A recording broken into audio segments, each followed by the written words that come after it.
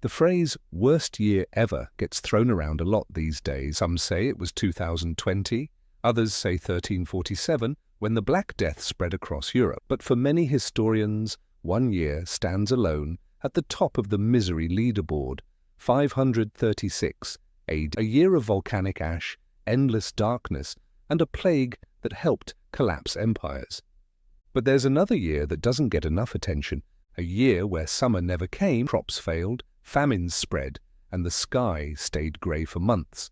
That year was 1816. Today, we'll uncover how a single volcanic eruption plunged the planet into crisis, sparking famine, disease, migration, invention, and even a literary horror icon.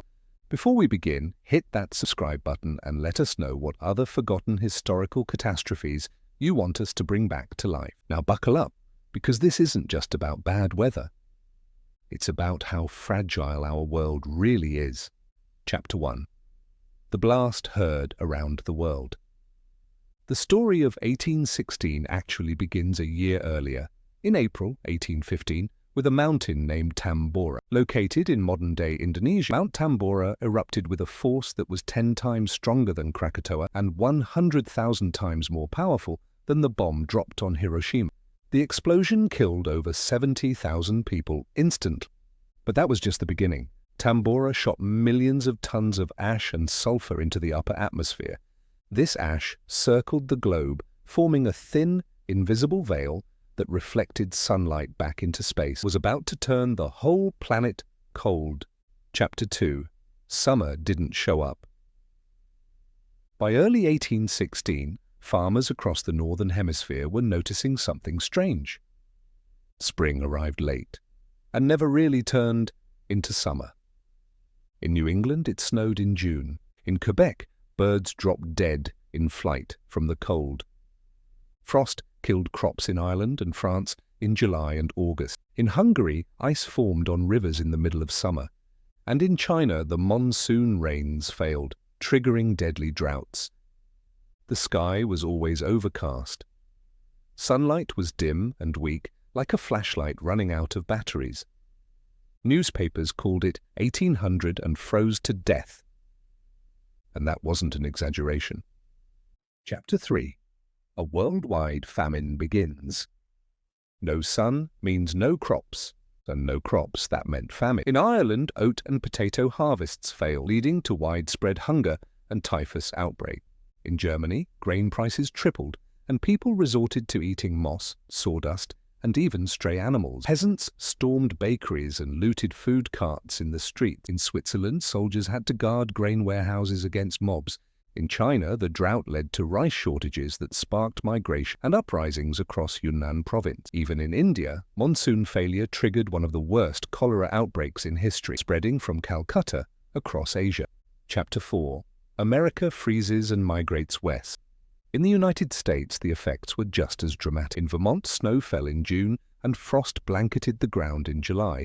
Crops failed across the Northeast. Many families gave up. Tens of thousands migrated west toward Ohio, Indiana, and Illinois in search of a better climate. This sudden migration helped shape America's expansion, but it was driven by desperation. Even Thomas Jefferson, who had retired to Monticello, struggled to grow vegetables. Letters from the time described frosted cornfields and empty pantries. It wasn't just comfortable, it was survival-level bad. Chapter 5. When the horses died, humans invented. The famine wasn't just about people. Horses were starving too. Oats was so expensive that feeding a horse became a luxury. Enter a German inventor named Karl Dreiss, who witnessed the starvation crisis firsthand. In response, he created a new machine, a two-wheeled, human-powered wooden device known as the Lauf machine, running machine. Today we call it the bicycle. Out of environmental collapse came innovation, because when your horse can't eat, you invent a new way to move. Chapter 6. Horror was born in the dark. Meanwhile, over in Switzerland, a different kind of creation was born. In the summer of 1816, a group of friends, including Mary Shelley, Lord Byron, and Percy Bysshe Shelley, in a villa by Lake Geneva, kept them trapped indoors for days at a time. To pass the time, Byron suggested a ghost story competition. Contribution: a tale about a young scientist who reanimates a corpse. Frankenstein. Byron himself wrote Darkness, a poem about a sunless apocalypse. Books were directly inspired by the endless night outside their windows. The world went dark. Gothic horror came to life. The science confirms it. Fast forward 200 years. Scientists analyzing tree rings in North America and Europe found clear growth had all but stopped in 1816 because it was too cold. This cause from Greenland revealed trapped layers of sulfur and ash, matching the Tambora eruption. Even glacial layers in the Alps showed signs of climate disruption. In 2018, a team from Harvard and the University of Maine traced the global cooling back, confirming what survivors in 1816 the Earth had stopped behaving. The crisis didn't end in 1 year. The effects of 1816 triggered 3 years of climate instability, disrupting harvests, economies, and government. In Europe, the unrest fueled political instability, food riots, and shift. In India, weakened populations fell victim to the rapid spread. And in North America, the westward migration permanently changed the US demographic map. What started as a volcanic eruption turned into a global chain. Chapter 9. Could it happen again? Could something like 1816 happen again? Yes, in fact, it almost certainly will. There are still supervolcanoes beneath Yellowstone, Toba, and Campi Flegrei. Erupted like Tambora, we could face another volcano. And unlike in 1816, our world today is more interconnected and more fragile.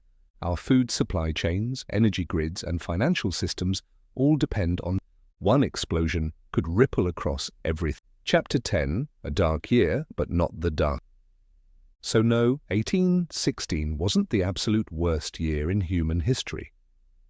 That infamous title still belongs to 536 AD, when the sky darkened for 18 months and the Justinian plague followed close. But 1816 gave it some serious comp. A year when the sun forgot to shine, a year when people ate weeds, invented bicycles, and unknowingly created one of the greatest horror stories ever told. It was a year that tested humanity's resilience and proved that we could adapt even in the cold.